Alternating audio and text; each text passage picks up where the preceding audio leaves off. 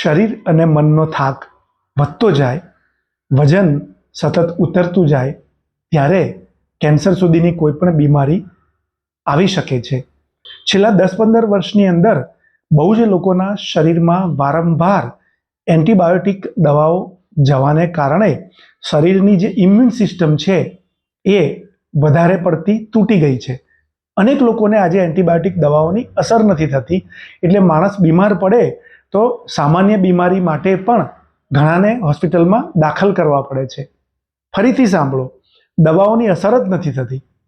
હવે જે શરીર છે એની અંદરની સિસ્ટમ તૂટી ગઈ, થાકી ગઈ.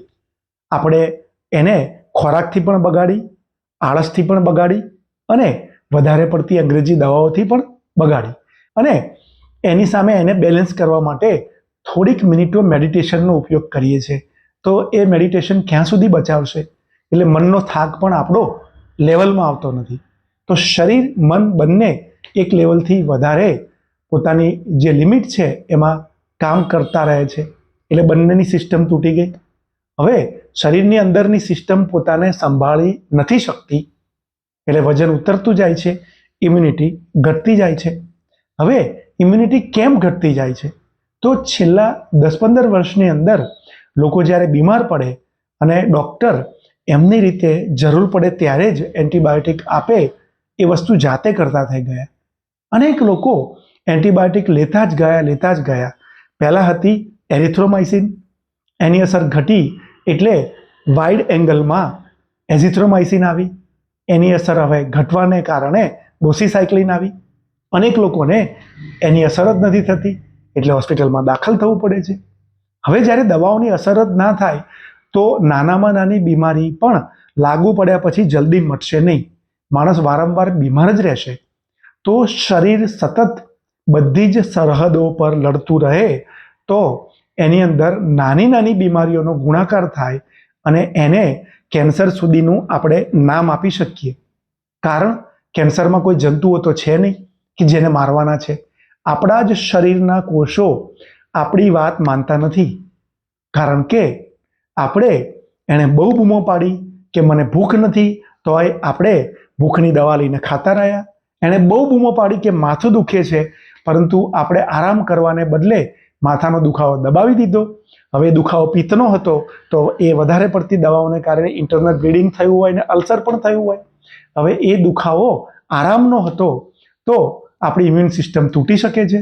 બસ શરીરની બાયોટિક સિસ્ટમની ભાષાને આપણે દબાવતા જ ગયા અને એના કારણે આ દિવસ આવી ગયો કે આપણા જ શરીરના કોષો આપણી વાત માનતા નથી.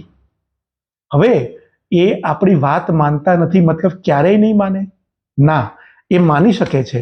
તમારે અંગ્રેજી દવાઓની સાથે સાથે તમારા ઓપ્શન્સમાં 100 કરતાં વધારે થેરાપીઓ છે, એનો ટેકો લેવો છે, એ તમારે નક્કી કરવાનું છે.